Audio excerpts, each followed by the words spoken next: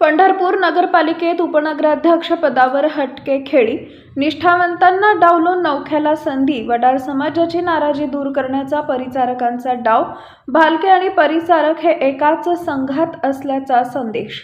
पंढरपूर नगरपालिका निवडणुकीनंतर सर्वाधिक लक्ष वेधून घेणारे पद म्हणजे उपनगराध्यक्ष। गेल्या 35 वर्षापासून पांडुरंग परिवार अर्थात सोलापूर जिल्ह्याचे माजी आमदार प्रशांतराव परिचारक यांच्या नेतृत्वाखाली पंढरपूर नगरपालिकेवर एकहाती सत्ता राहिली आहे। यंदाच्या निवडणुकीत डॉक्टर प्रणिता भालके यांनी दिलेल्या कडव्या टक्करनंतरही भालके गटाकडे नगराध्यक्ष पद गेले। मात्र 24 नगरसेवक आणि उपनगराध्यक्ष पद परिचारक गटाने आपल्या ताब्यात घेतले। उपनगराध्यक्ष पदासाठी परिचारक गटात अनेक इच्छुकांची रांग असताना निष्ठावंत व ज्येष्ठ नगरसेवकांना डावलून परिचारकांनी एक अनपेक्षित निर्णय घेतला आहे।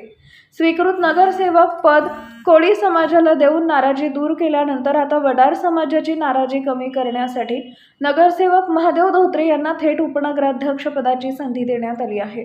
विशेष म्हणजे कपबशी चिन्हावर प्रथमच निवडून आलेले महादेव धोत्रे हे स्वर्गीय भारत नाना भालके यांच्या राजकीय तालमीत तयार झालेले नगरसेवक असून त्यांनी नुकताच विधानसभा निवडणुकीपूर्वी परिचारक गटात प्रवेश केला होता। प्रभाग क्रमांक 14 मधून निवडून येत त्यांनी थेट उपनगराध्यक्ष पद पटकावले।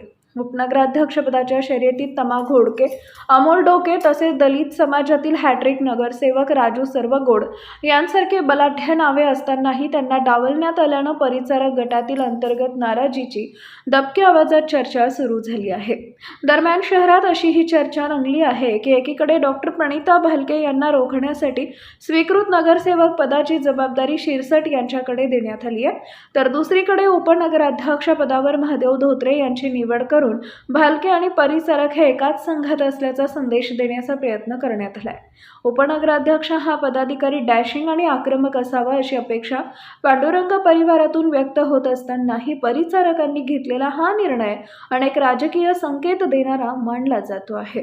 पंढरपूरच्या राजकारणात ही खेळी आगामी काळात कोणते वळण घेणार याकडे आता सर्वांचं लक्ष लागलंय। Bureau report, Solapur viral, Pandharpur.